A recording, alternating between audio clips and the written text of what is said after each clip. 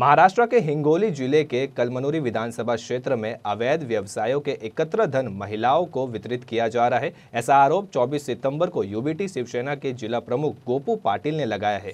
जिला पदाधिकारी और एसपी के बयान में कहा गया कि विधायक संतोष बांगर नकली शराब, मटका, बिना लाइसेंस के जुआ और गुटखा जैसे अवैध कारोबार से लाखों रुपए वसूल कर विधानसभा क्षेत्रों में बांट रहे हैं। इस पर गोपू पाटिल ने यह भी आरोप लगाया कि संतोष बांगर पैसे बांट रहे हैं क्योंकि आगामी विधानसभा में उनकी हार दिख रही है। इस सिलसिले के अवसर पर शिवसेना जिला प्रमुख गोपू पाटिल के साथ हिंगोली विधानसभा प्रमुख परमेश्वर मांडगे और अन्य शिवसैनिक भी मौजूद थे। तुम्ही बघितलं असेल मागच्या मार्केट कमिटीला त्या गद्दार आमदाराला चारी मुंड्या चित करून इथं महाविकास आघाडीची सत्ता आणली।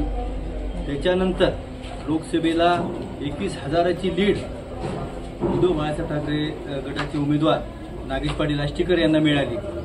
त्याच्यामुळे या गद्दाराच्या पायाखालची वाळू घसरली आणि त्याला एक भीतीचं वातावरण झालं की आपला पराभव हा निश्चित आहे आणि पराभव 100% निश्चित आहे। त्यामुळे त्याने लोकांना आमिष दाखवण्यासाठी गाव परत दौंड्या देऊन माईकमध्ये सांगून महिलांचे माता भगिनीचे आधार कार्ड आणि 2 फोटो जमा करून त्या लोकांना एका जागी जमा करून एका मंदिराच्या ठिकाणी व ट्रस्टच्या ठिकाणी किंवा एखाद्या गावामध्ये त्यांना जमा करून त्यांना 1000 रुपये त्या पॉकेटमध्ये पैसे देण्याचं काम या लोकांनी केलं। खरं पाहिलं तर तुम्ही बघितलं असेल 7-8 वर्षाखाली संतोष बांगरकर काय होतं आणि आज एवढा पैसा आला कुठून।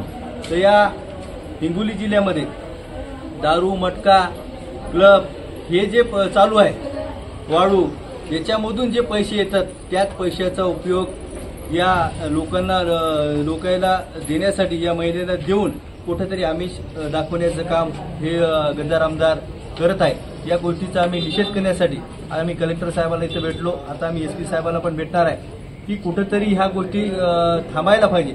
आणि हे बघितलं असेल हे जे पैसा त्यांच्याकडे आला तर हे पैसा कुठून यायला माता भगिनी जे लोक रोजमजुरी करतात त्यांचेच माणसं तिथं मटका लावतात आणि त्यांच्याकडून पैसा वसूल करायचा, मंगळसूत्र तिथे ठेवून पैसे घ्यायचे आणि तेच पैसे या भगिनीला तुटपुंजी मदत म्हणून द्यायची आणि दाखवायचं की मी कसं आहे। पण हे लोक इथली जनता हुशार आहे की जनता याचा डाव हाणून पाहिल्याशिवाय राहणार नाही। याला चारी मुंडे चित केल्याशिवाय हे जनता गप्प बसणार नाही।